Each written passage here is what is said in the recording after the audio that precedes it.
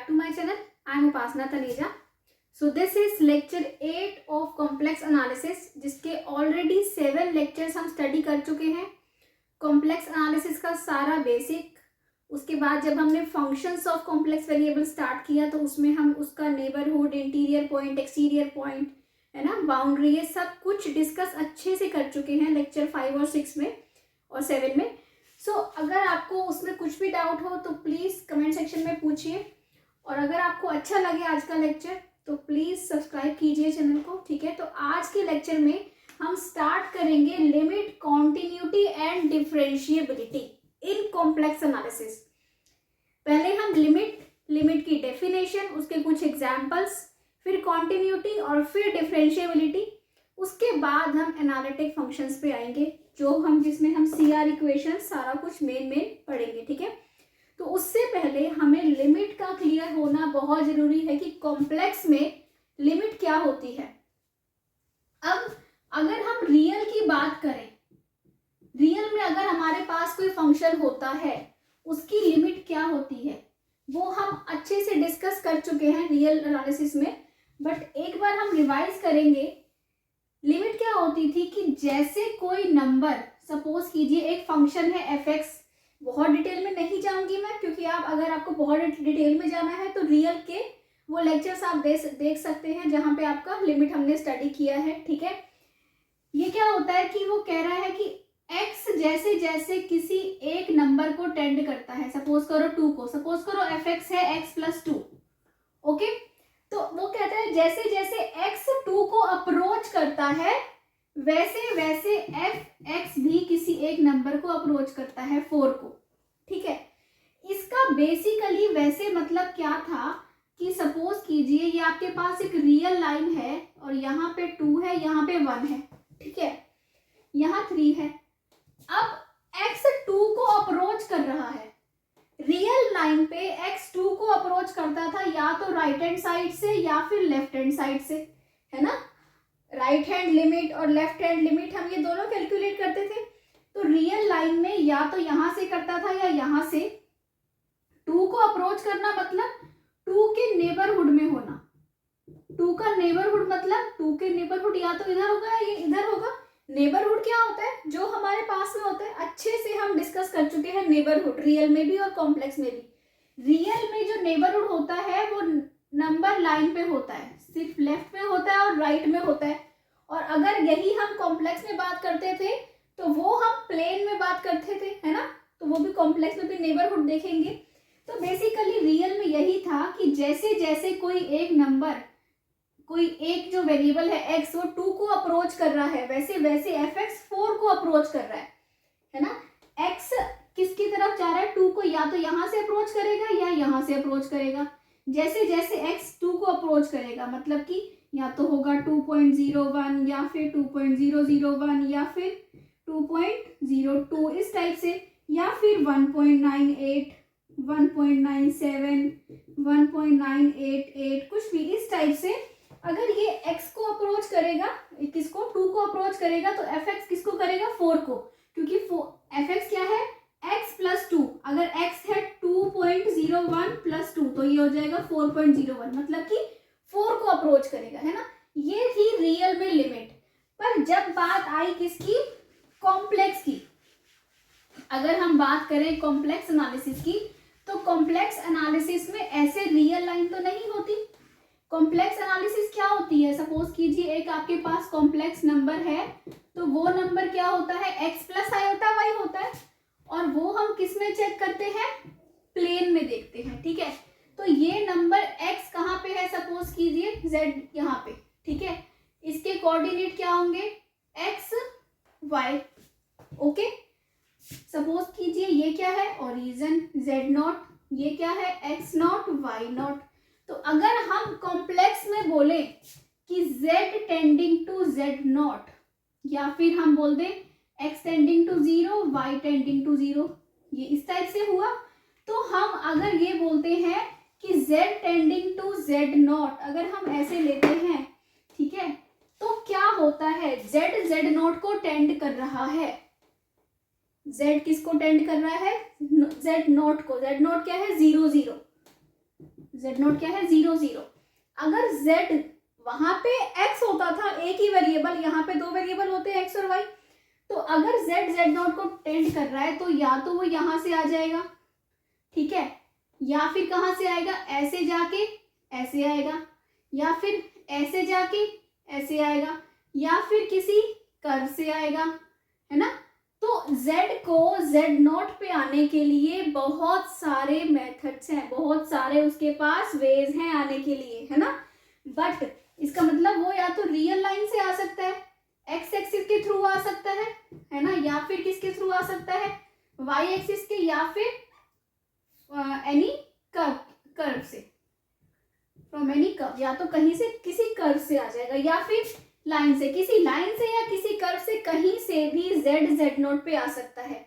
पर रियल में क्या होता था, रियल में जो 2 को अप्रोच कर रहा होता था वो या तो राइट हैंड साइड से करता था या लेफ्ट हैंड साइड से करता था। पर कॉम्प्लेक्स में क्या होता है, कॉम्प्लेक्स में कोई भी पाथ फॉलो कर सकता है, ठीक है।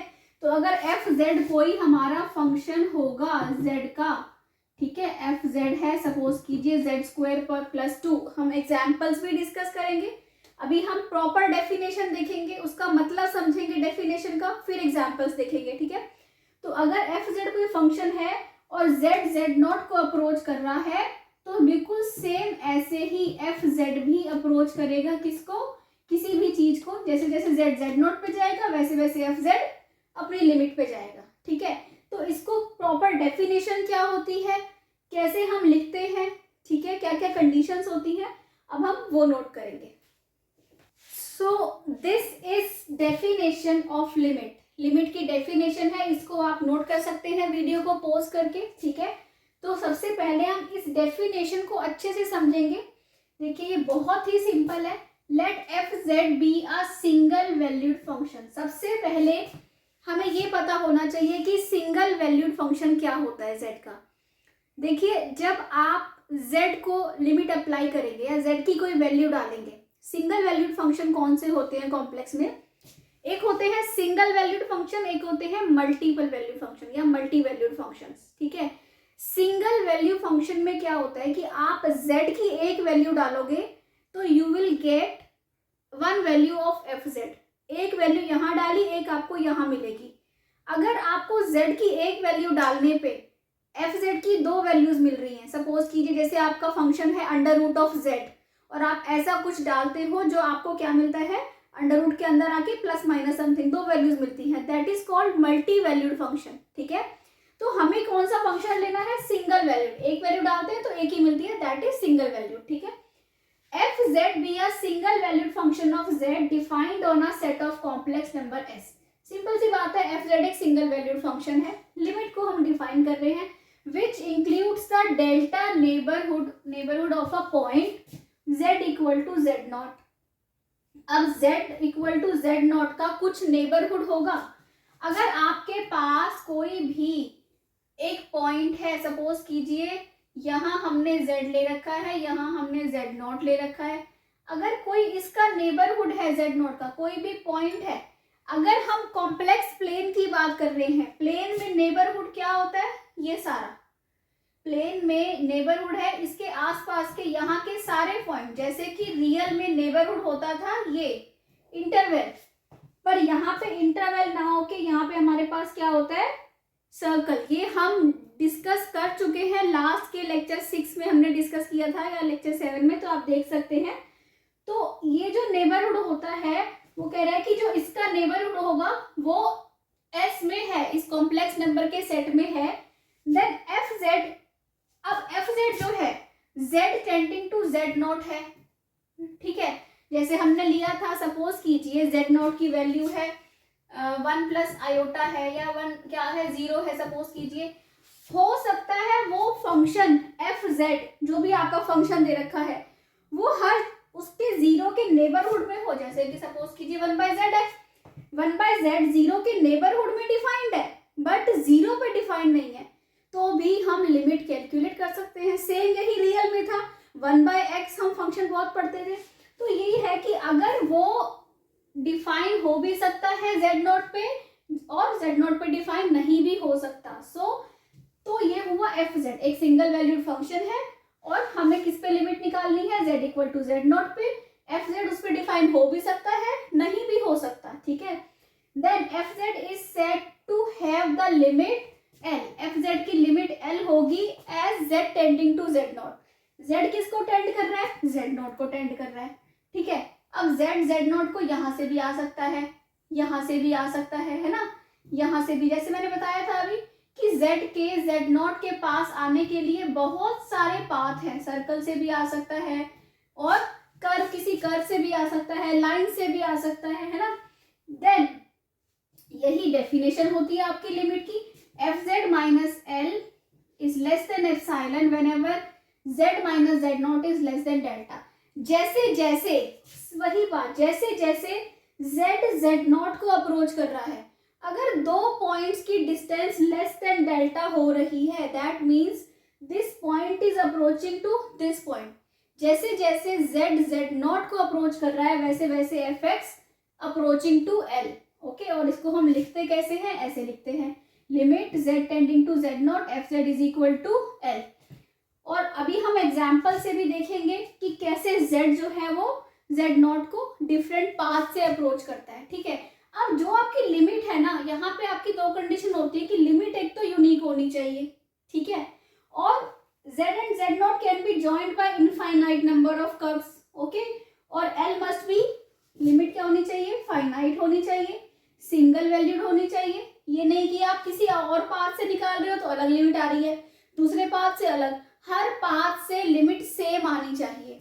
और अगर आपको किसी क्वेश्चन में ये प्रूफ करना है कि लिमिट डज नॉट एग्जिस्ट, तो दो पाथ से उसकी लिमिट निकाल के दिखा दो, ठीक है। हो सकता है पहले ही केस में आपको मिल जाए कि दोनों पाथ पे लिमिट डिफरेंट है, नहीं तो थर्ड पाथ आपको इस टाइप से अलग अलग पाथ पे लिमिट अगर अलग अलग आ रही है, that means limit does not exist. क्योंकि लिमिट क्या होनी चाहिए, फाइनाइट, सिंगल वैल्यूड या फिर unique along every possible path. तो ये होती है लिमिट की डेफिनेशन। अब हम कुछ एग्जाम्पल्स स्टडी करेंगे और देखेंगे कि कैसे लिमिट कैलकुलेट करते हैं, okay. So now we have this question, prove that limit z tending to 0 z by z bar does not exist. अब हमें लिमिट पता है कि क्या होती है, ये फंक्शन है हमारा एफ जेड क्या है, z बाय z बार, है ना, और z नॉट क्या है, 0, z tending to z not, f z वो कह रहा है डज नॉट एग्जिस्ट। अभी मैंने आपको ये बताया था कि जब भी हमें डज नॉट एग्जिस्ट प्रूव करना हो तो हम कैसे करेंगे, हम दो पाथ से लिमिट कैलकुलेट करेंगे, ठीक है। अब देखिए यहाँ पे हमारे पास एक z है, एक z नॉट है। z नॉट को कैसे अप्रोच कर सकता है, या तो x एक्सिस के थ्रू जाएगा, है ना, या फिर y एक्सिस के थ्रू जाएगा, या फिर किसी भी कर्व या line y equal to mx के थ्रू जाएगा। तो हम क्या करेंगे, तीनों से इसकी लिमिट निकालेंगे। अगर तीनों से लिमिट अलग अलग आ रही है, that means limit does not exist, okay. सबसे पहले एफ जेड क्या है, एफ जेड है z is equal to Z bar. इसको आप क्या लिख सकते हो, x plus iota Y upon x minus iota Y. क्यों, क्योंकि z बार क्या होता है, x minus iota Y. Now हम लिमिट निकालते हैं along x axis, okay. Along x axis लोगे तो क्या करोगे, पहले y 0 करोगे फिर x 0 करोगे, ठीक है। Then first y tending to 0, okay. क्या आएगा आपके पास, limit x tending to 0 x upon x, okay, you got 1। क्या लिमिट आ गई, 1 आ गई, ठीक है। अब अलोंग किसके लेते हैं हम, अलोंग y एक्सिस। इसमें क्या करोगे, पहले x 0 लेंगे फिर y 0 लेंगे, then limit y tending to 0 iota y upon minus iota y, you got -1, ठीक है। अब थर्ड निकालेंगे y equal to mx put करके, बट उसकी नीड नहीं है। क्यों नहीं है उसकी नीड, इसलिए नहीं है क्योंकि यहाँ पे ही लिमिट डिफरेंट आ गई है ना, लिमिट क्या आ गई, डिफरेंट आ गई। लिमिट कभी भी डिफरेंट नहीं हो सकती अलोंग एनी पाथ, है ना। अगर डिफरेंट आ गई that means limit does not exist. But in case suppose कीजिए अगर आपके पास क्वेश्चन होता दिस, ओके, इसका स्क्वायर, अगर इसका स्क्वायर होता तो आपको क्या मिलता, यहाँ पे भी 1 मिलता और इसका स्क्वायर करके यहाँ पे भी आपको 1 मिल जाता। तो ऐसे केस में जब आपके पास क्वेश्चन ये होता तो दोनों केस में 1 मिल जाता, तो हम क्या करते, थर्ड कैलकुलेट करते, ठीक है। क्या लेते, along line y is equal to mx। जब इसके अलोंग लोगे तो आपको क्या मिलेगा, limit x tending to 0 I m x upon x minus I m x whole square. Limit x tending to 0, ऊपर से x स्क्वायर कॉमन आएगा, अंदर क्या बचेगा, 1 माइनस 1 प्लस आयोटा m का whole square, 1 minus iota m का whole square, ठीक है। सो ये तो हटा दो क्योंकि अब x पे डिपेंडेंट ही नहीं है, ये आपके पास सिर्फ यही आ गया। अब आपके पास ये सबसे इजी मेथड होता है किसी भी क्वेश्चन में, और भी कोई क्वेश्चन आता है, जैसे ही लिमिट आपकी m पे डिपेंड करती है, for different values of m limit क्या होगी, डिफरेंट होगी, विच इज नॉट पॉसिबल, इसीलिए limit does not exist. Okay, कभी भी लिमिट अगर आपकी m पे डिपेंड कर जाए तो आपको डिफरेंट लाइंस के अलॉन्ग लिमिट क्या आएगी, डिफरेंट आएगी। दैट मीन्स आप लिख दोगे लिमिट डज नॉट एग्जिस्ट। अब ये तो हमने केसेस देखे जहां पे लिमिट एग्जिस्ट नहीं करती। ओके, अब हम एग्जांपल देखेंगे जहां पे हमें z टेंडिंग टू कुछ दे रखा हो, fz कुछ दे रखा हो, तो हम कैसे लिमिट कैलकुलेट करते हैं। सो लास्ट एग्जांपल में हमने देखा कि कैसे ये देखना है कि लिमिट एग्जिस्ट नहीं करती तो कैसे हमें पाथ्स लेके दिखाना है। ओके, अब इस क्वेश्चन में क्या है, हमें दे रखा है limit z tending to 1 plus iota, और ये क्वेश्चन है आपको लिमिट कैलकुलेट करनी है। जैसे हम रियल में कैलकुलेट करते थे सेम यहाँ भी वही मेथड है। देखिए कैसे, लिमिट अप्लाई कीजिए इसके ऊपर, 1 plus iota square minus 2, 1 plus iota plus 2 upon 1 plus iota square minus 2 iota. Okay, ये क्या हो गया, 1 plus iota square plus 2 iota minus 2 iota plus 2 upon 1 plus iota square plus 2 iota minus 2 iota. Okay, so iota square is minus 1, cancel out, this also cancel out, okay, iota square minus 1 and this, तो आपको मिल गई 0 by 0 form. ठीक है, जब 0 by 0 form मिलती है तो हम क्या करते हैं, applying L hospitals rule. L hospitals rule क्या होता है, ये रूल होता है कि जब भी आपके पास इनडिटर्मिनेट फॉर्म आ जाए, 0 by 0, इन्फिनिटी बाय इन्फिनिटी, ठीक है, अगर आपके पास ऐसी फॉर्म आ जाती है तो आप क्या करते हो, ऊपर और नीचे डिफरेंशिएट करते हो। ठीक है, कैसे, limit z tending to 1 plus iota, ऊपर वाले का डिफरेंशिएशन अलग, नीचे वाले का अलग। ऊपर वाले का करो क्या होगा, 2z माइनस 2, नीचे वाले का क्या आएगा, 2z माइनस ओनली 2z। ठीक है, सो ये हो गया 2z माइनस 2 अपॉन 2z। ये क्या मिला आपको, limit z tending to 1 plus iota z minus 1 by z। अब आप फिर से लिमिट अप्लाई करेंगे तो बताइए क्या आएगा, 1 plus iota minus 1 upon 1 plus iota. ठीक है, ये हुआ कैंसल, आपके पास बचा आयोटा अपॉन 1 प्लस आयोटा। नीचे अगर आपके पास डिनोमिनेटर में आयोटा है then what do we do, rationalise. Okay, क्या मिला, iota minus iota square upon 1 minus iota square, this is iota minus minus 1 upon 1 minus minus 1, iota plus 1 by 2। Okay, और you can write 1 plus 1 by 2 upon iota by 2, this is the answer. तो ऐसे भी question हमारे पास आ सकते हैं जहाँ पे हमें ऐसे लिमिट कैलकुलेट करनी हो।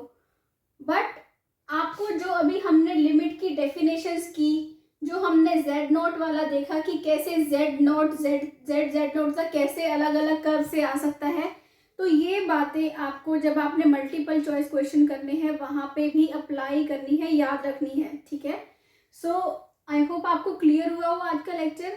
ये था लिमिट। इसके बाद नेक्स्ट लेक्चर में हम कॉन्टिन्यूटी और डिफरेंशिएबिलिटी स्टडी करेंगे।